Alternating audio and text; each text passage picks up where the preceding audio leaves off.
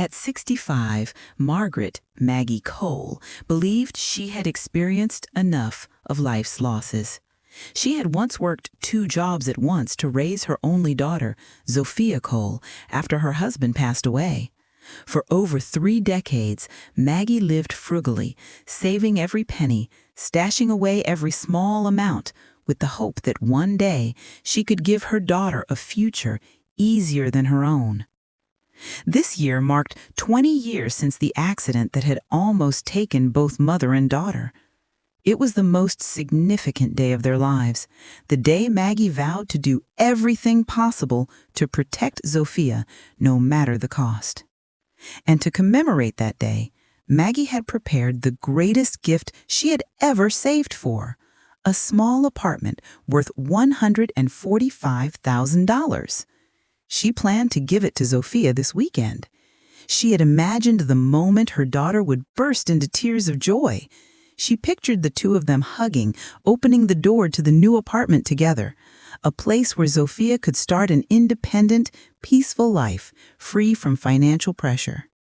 But all her plans collapsed the very morning Maggie went to visit her daughter. Sophia didn't come to the door. Instead, Brandon, her son-in-law, stepped out. He leaned against the doorframe, arms crossed over his chest, his gaze so cold it made Maggie shiver. Maggie smiled and asked where her daughter was. Brandon replied in an indifferent tone, "She's tired, not up for seeing anyone." Maggie politely said she needed to discuss something important about the apartment. Brandon raised an eyebrow, his lips curling slightly, as if in mockery. "No need for you to say anything. Sophia already sold that apartment." Maggie's heart felt like it stopped. Sold? Just yesterday she had the papers in her hand. There was no reason for Sophia to do that, no reason for it to happen so fast. Maggie stammered, asking for a reason, but Brandon just shrugged, speaking as if it were the most normal thing. "Sophia needed the money. You should respect an adult's decisions." Before she could react, he closed the door in her face. Maggie stood frozen on the doorstep. 1,000 questions raced through her mind, but what hurt her the most wasn't the sold apartment. It was the glimpse of Sophia's eyes from behind the curtain, red-rimmed, terrified, and seemingly pleading for help. A neighbor came over, hesitantly whispering to Maggie that she should be careful, that it was Brandon who had listed the apartment for sale, that Sophia cried as if forced when she signed the papers, and that a strange man had visited their house several times, looking very intimidating. In that moment, Maggie understood that the truth behind the sale of the apartment was far from simple, and her daughter was trapped in something darker than she had ever imagined. Since the day the apartment was sold, Sophia had become unusually quiet. The messages Maggie sent only received short, clipped replies, sometimes just a sad emoji. Every time Maggie called, Brandon was the one who answered, giving all sorts of excuses. Sophia was sleeping. Sophia was showering. Sophia wasn't feeling well. For 3 days straight, Maggie hadn't heard her daughter's voice. This made her so anxious she couldn't sleep. Neighbors around Sophia's house began whispering things that sent chills down Maggie's spine. An elderly woman living next door told her cautiously, "Your daughter, she hardly ever goes out. The other day I heard her crying. It sounded like she was being locked in." Those words kept repeating in Maggie's head. She knew something was very wrong. And for the first time in years, she felt the familiar fear from 20 years ago, the feeling that she could lose Sophia at any moment, returning. Maggie decided to investigate quietly. She started by contacting the bank where she had once been a joint account holder with Sophia on a secondary account. The bank employee cautiously told her Sophia's account had been emptied within just 2 weeks. Not only that, there were regular transfers to an unknown account. The amounts weren't large individually, but they added up to tens of thousands of dollars. Maggie suspected Brandon. The more she looked into it, the more frightening things she discovered. An old friend of Brandon's, who used to work with him at an auto repair garage, happened to run into Maggie in a supermarket parking lot and whispered, "You should step in. Brandon has gambling debts. I heard it's close to $80,000 now. The loan sharks have started coming for him. I heard, since they can't find him, they're pressuring Sophia." At that moment, Maggie's entire body froze. $80,000, the man added. Brandon once boasted that his wife's name was on a newly sold condo. I guess that money is long gone. Maggie's whole body trembled. She couldn't believe what she was hearing, but all the signs matched. Sophia avoiding her. Brandon becoming increasingly controlling. The condo sold urgently. Money disappearing. Neighbors hearing crying. A strange man appearing at Sophia's door, matching the description of debt collectors. Only one thought remained in Maggie's mind. Her daughter was in danger. Real danger. That evening, Maggie drove to Sophia's neighborhood. From her car, she saw a flickering light in the window. Brandon's shadow paced back and forth, looking tense. But Sophia was nowhere to be seen. She gripped the steering wheel tightly. She couldn't wait another minute. Finally, she understood. The darkness her daughter was trapped in wasn't just the controlling behavior of a bad husband. It was a vortex of debt, lies, and psychological violence that was slowly drowning Sophia day by day. And Maggie knew this was only the beginning of the horrifying truth. Ever since discovering Brandon's massive gambling debt, Maggie couldn't sleep. Every time she closed her eyes, she imagined Sophia being coerced, threatened, or dragged into exchanges she never wanted. She had once promised her daughter she would protect her for life, but now she felt like she was standing outside a locked door, watching her daughter slowly drown without being able to do anything. In the following days, the situation escalated frighteningly fast. Sophia virtually disappeared from the world. No social media, no messages, no calls. Maggie went to her daughter's house multiple times, but Brandon always blocked the door, his voice cold. "Sophia needs to rest. Please leave her alone." Not once did he let Sophie see her mother, even for 5 seconds. This avoidance was completely unlike the usual Sophia, the one who called her mother every evening to ask what she had eaten or just to share little stories. That silence terrified Maggie more than anything. But then the truth began to leak out through those around them. A girl living opposite Sophia's house messaged Maggie after seeing her visit repeatedly. I don't know if I should say this, but a few times I've heard crying and screaming from that house, like someone was begging, but it goes quiet after a few minutes. That account felt like a knife twisting in Maggie's heart. One gray afternoon, Maggie sat in her car in front of her daughter's house, hoping to catch a glimpse of Sophia through a window. But what she saw made her shudder. An unfamiliar black car drove slowly past and stopped right outside the door. A large, heavily tattooed man got out and knocked forcefully on Sophia's door. Brandon opened the door, looked around anxiously, then quickly pulled the man inside. Maggie trembled. This was exactly the type of person Brandon's old friend had described, one of the loan sharks. Unable to bear it any longer, Maggie called Sophia's number repeatedly. Finally, after nearly a week of absolute silence, Sophia called back. But her voice didn't sound like Sophia's. It was trembling, as small as a whisper. "Mom, I can't talk long. I'm fine. Please, don't come to the house anymore. I'm begging you." Maggie wanted to scream, to ask what was wrong, where she was, if someone was threatening her, but Sophia was so scared she could only repeat, "Please, don't come here." Then the call ended, without any explanation. Maggie sat in stunned silence, her hands shaking violently. Her daughter was afraid, but not of her. Sophia was afraid of something else. Someone else. Brandon. Or the people behind him. The very next day, Maggie returned to Sophia's house, hoping to see her daughter. But what she saw took her breath away. The living room window had been replaced with tinted glass, a new lock was on the front door, and a surveillance camera pointed at the street, a setup that seemed designed to hide everything from the outside world. Brandon appeared behind the door, his eyes gloomy. "I told you, Sophia does not want to see you." His voice no longer pretended to be friendly.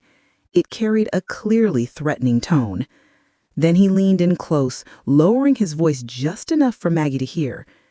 "You'd better leave us alone. Don't interfere in other people's family business." That was when Maggie realized Brandon wasn't just controlling the finances. He was controlling Sophia's entire life. And if she didn't act, there would come a day she would lose her daughter forever. After hearing Sophia beg her not to come to the house anymore, Maggie knew she had reached her limit.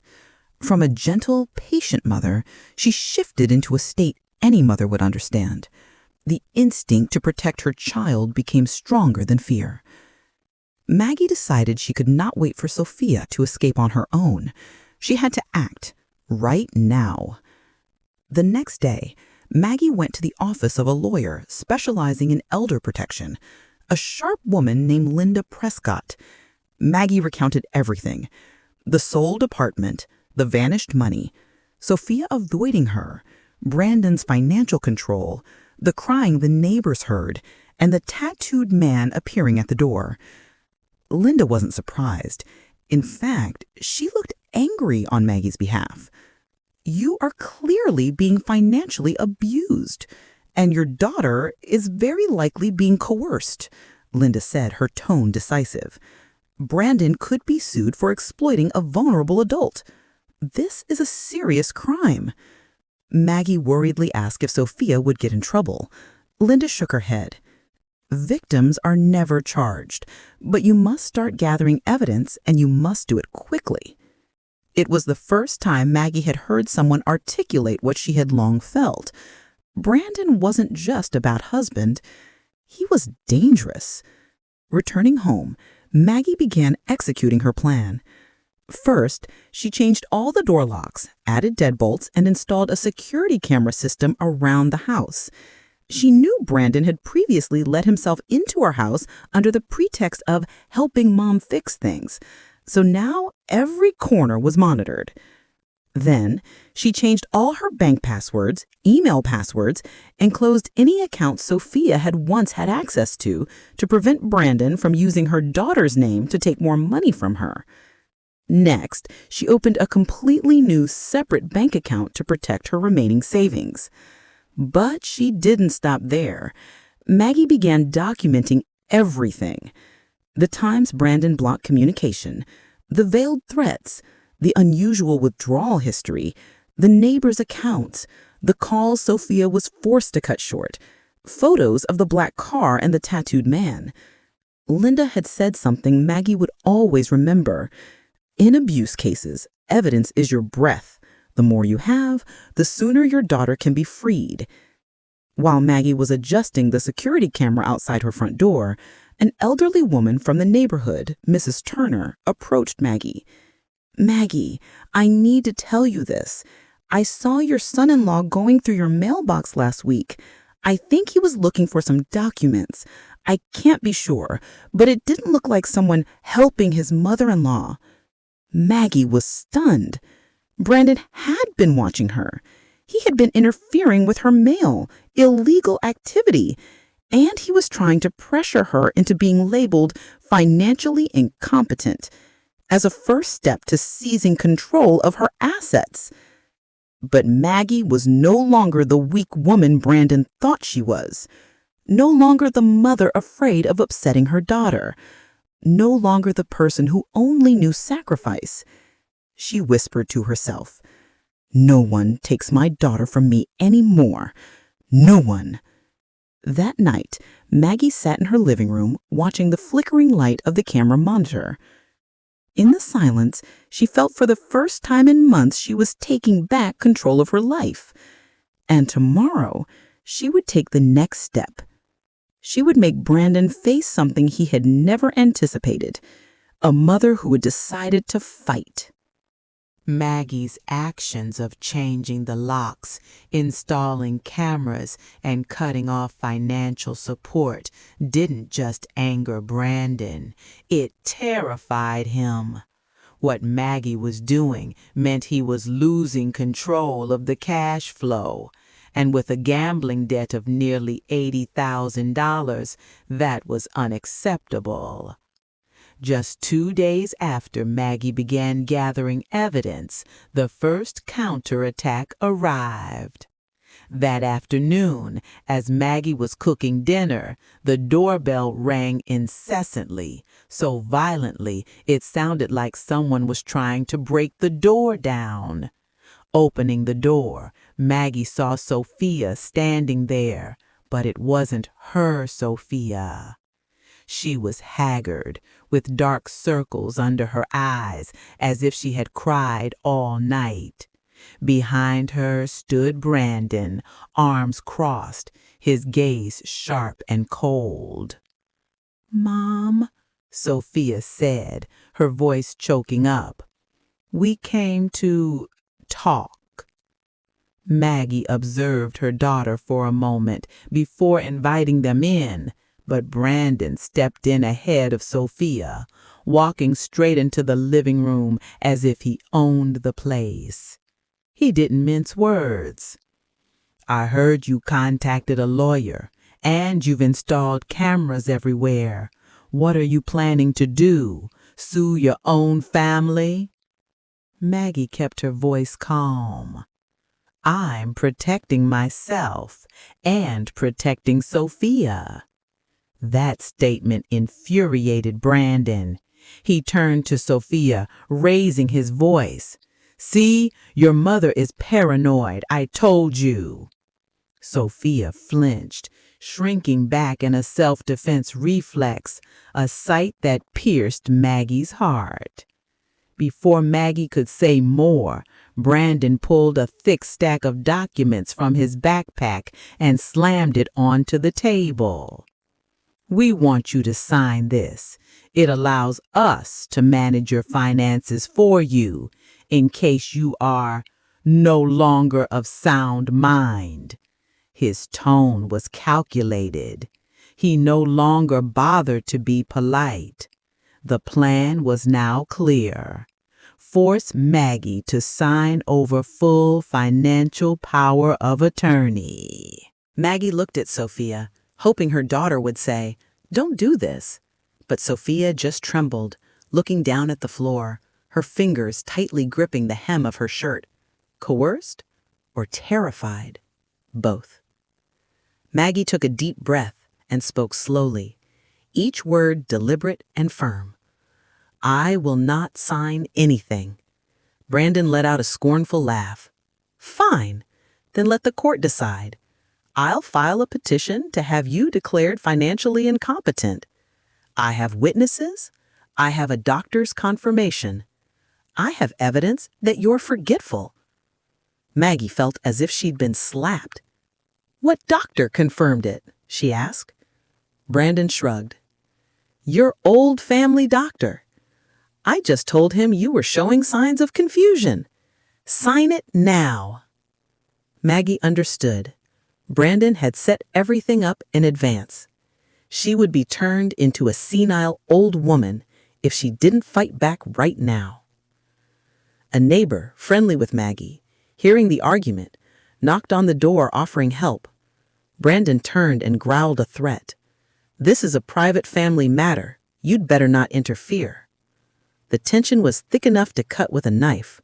Sophia stood in the middle, hands clenched, eyes red-rimmed as if on the verge of screaming in despair. Finally, Maggie looked directly at Brandon, without fear, without trembling. "Go ahead and file your petition with the court. I have enough evidence to prove the truth about you."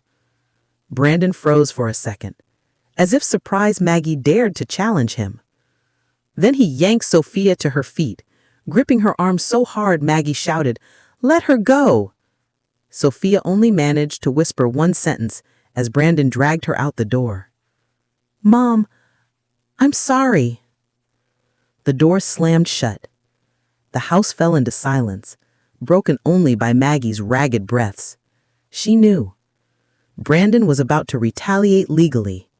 He would fabricate false evidence. He would drag Sophia down even deeper. But Maggie also knew something else. For the first time in years, she felt it clearly. She was no longer afraid of him. And if the legal system was the battlefield Brandon chose, she would step onto it with all the resilience of a mother pushed to her absolute limit. The day of the court hearing arrived faster than Maggie expected. She hadn't slept the night before. She thought about Sophia, the daughter who used to hug her every night after the accident years ago, who had promised, "I will never leave you, Mom."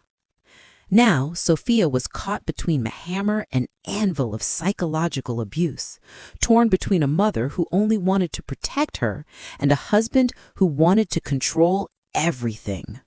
That morning, the sky was leaden gray, heavy clouds foretelling a storm.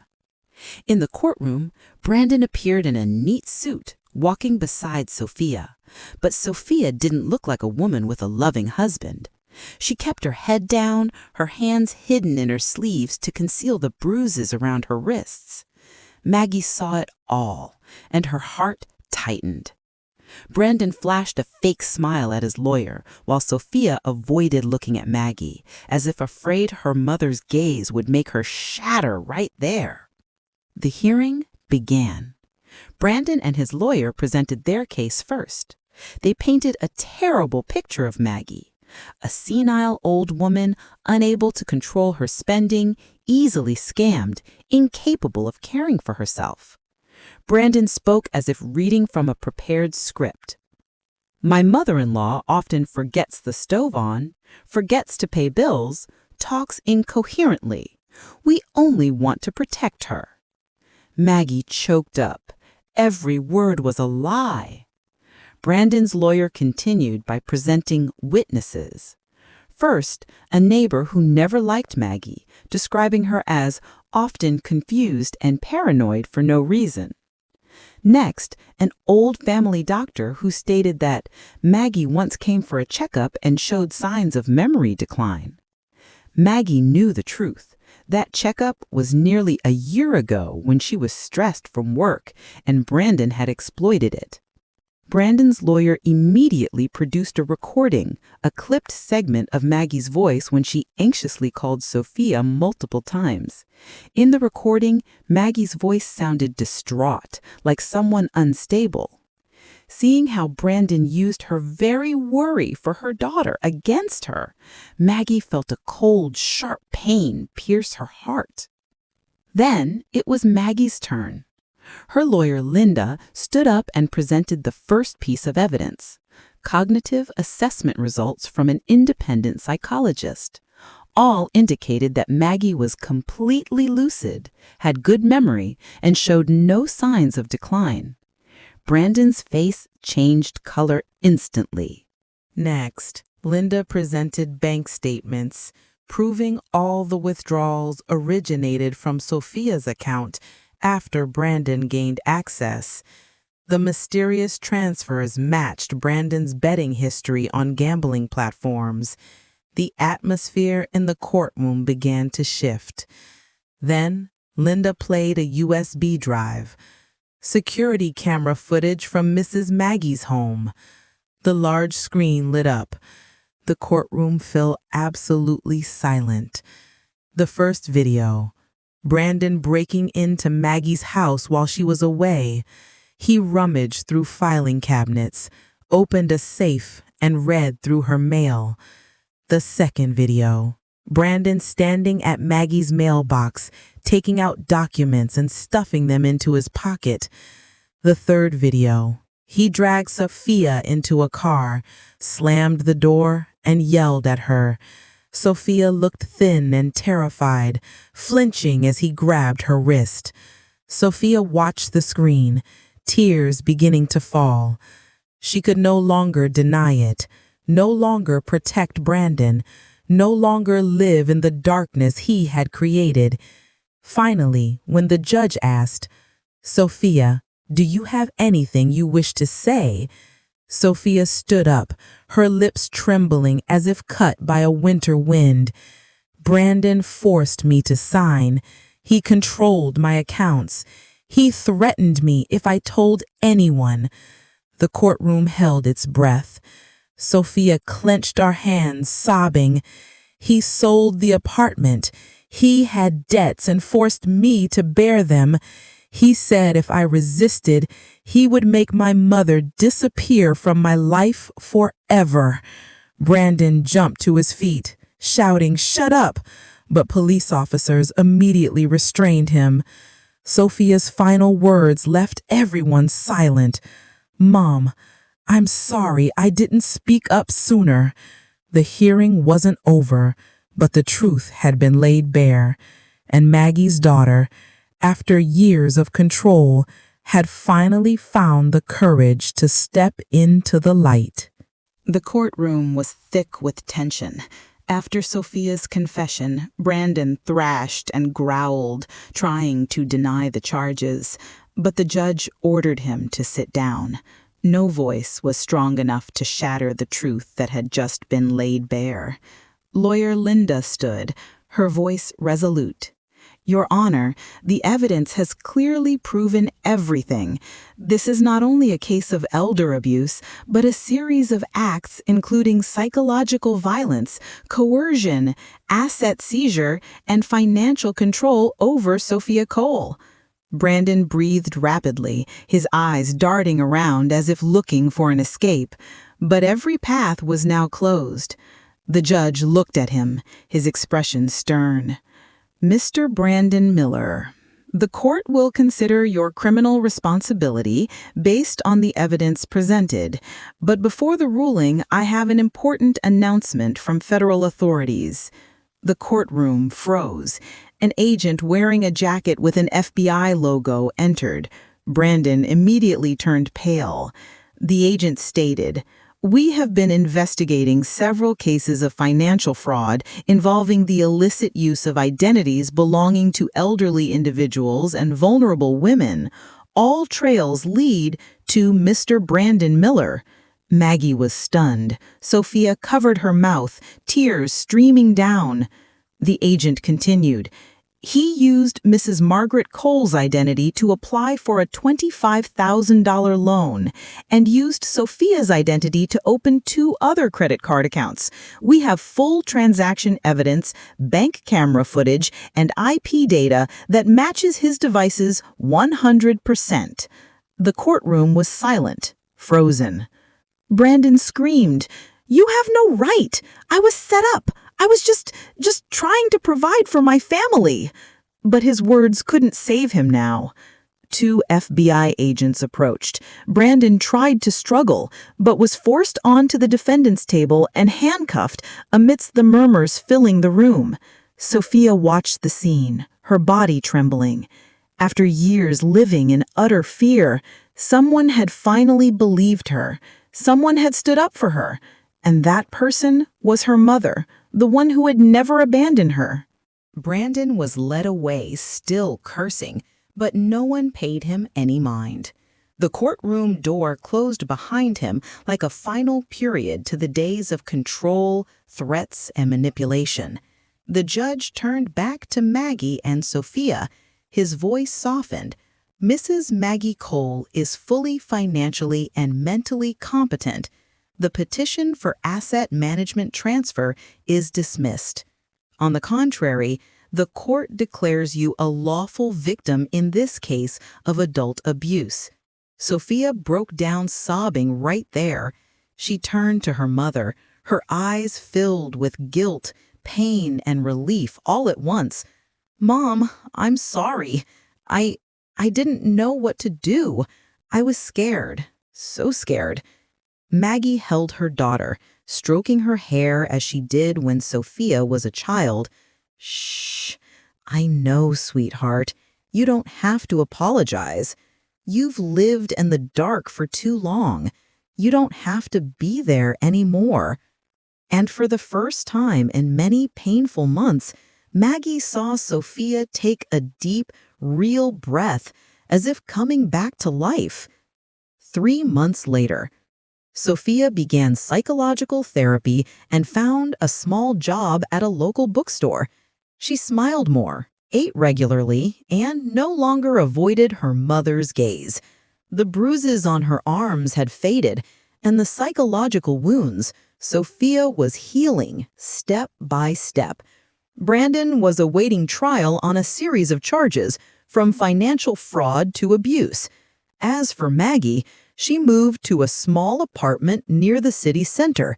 She started taking painting lessons, walking every morning, cooking for new friends. She made time for herself, something she had given up for 30 years, sacrificing only for her daughter. One weekend afternoon, Sophia visited her mother. The two sat by the window, golden sunlight spreading over the wooden table. "Mom," Sophia said softly, "I always thought I needed someone to hold me down, but I was wrong. What I needed was to learn how to stand up myself." Maggie smiled, placing her hand over her daughter's. "That's right, my dear. Sometimes to save someone, you have to let them fall." Sophia rested her head on her mother's shoulder. Outside, the Portland sky stretched wide, no longer gloomy, but clear as the beginning of a new life. And the story closed with a simple yet powerful truth.